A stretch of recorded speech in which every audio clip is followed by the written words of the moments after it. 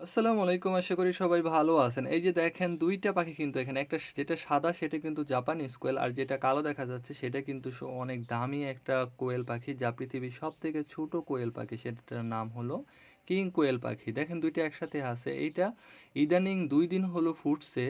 আর ফোটার মূল কারণ হলো এটা আগে ফুটছে আরও কিছু ডিম দেখেন ইনকিউবেটর মেশিনে রয়ে গেছে। এটা কিন্তু আমার হাতে বানানো ইনকিউবেটর মেশিন যেখানে একটা বিস্কুটের একটা কার্টুনের ভিতরে বানানো হইছে।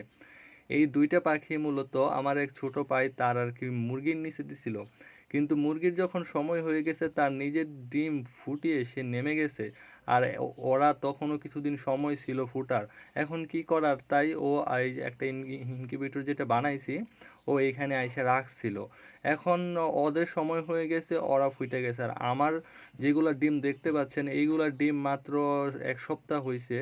১ সপ্তাহ না তো মোটামুটি ১১ দিনের মতো হইছে। এখন কি করব এই ২ টা পাখির জন্য তো আর আলাদাভাবে লাইটিং বা আলো দিয়ে ব্রুডিং করার মতো অবস্থা হবে না। কারণ মাত্র ২ টা পাখি। এখানে কি এতটা খরচ করা যাবে বলে আমার মনে হয় না। এজন্য করি নাই। আপাতত ওদেরকে ওই ইনকিউবেটরের মেশিনের ভিতরেই রাখছি। দেখি ওরা থাকতে পারে কিনা। আশা করি থাকতে পারবে। কারণ এই ২ টারে নিয়ে আমি খুব একটা ঝামেলার মধ্যে পড়ে যাব। কারণ অন্ধকারে রাখলেও ওরা চেউ, চেউ, চেউ, চেউ শব্দ করে এভাবে মাথা খাইয়া ফেলে। এখন চেষ্টা করতেছি ওদেরকে এর সাথেই রাখার জন্য। সবাই দোয়া করবেন। ওরা যেন বেঁচে থাকতে পারে। ওই সাদাটা হলো জাপানিজ কোয়েল আর কালোটা হলো কিং কোয়েল। আর সাদাটারে মনে করতেছে যে ওইটা তার মা। এইজন্য বারবার খালি ওর নিচে যাইতে চাইতেছে সবসময়। কারণ জন্মের পর ওর কিন্তু জন্ম হয়েছে সাদাটার পরে। এইজন্য মনে করতেছে এটা তার মা।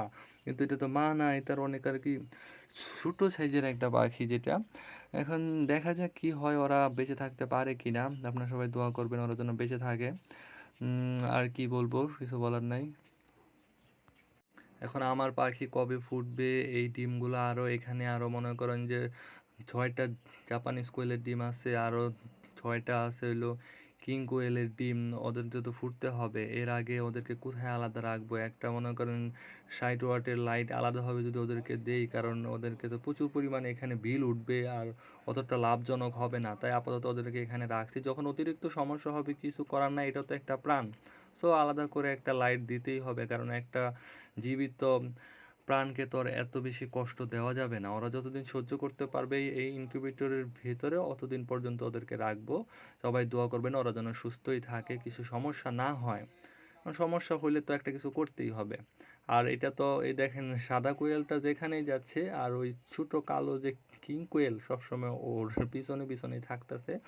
আর ওর শুধু নিচে যাইতে চাচ্ছে যে, কারণ ও মনে করতেছে এটা তার মা। কারণ জন্মের পরে এই সাদা বাচ্চাকে সে দেখছে, আমারেও দেখে নাই বুঝছেন। এখন কি আর বলবো, এই যে ওই যে দেখেন ওই দেখেন একদম ভিতরে যেতে চাচ্ছে, কারণ ছোট ছোট বাচ্চাগুলো এত দেখতে এত ভালো লাগে মুরগির বাচ্চার মতো।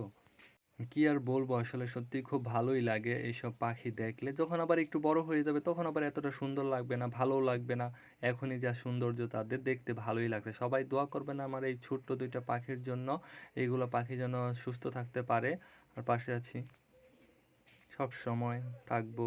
টাটা।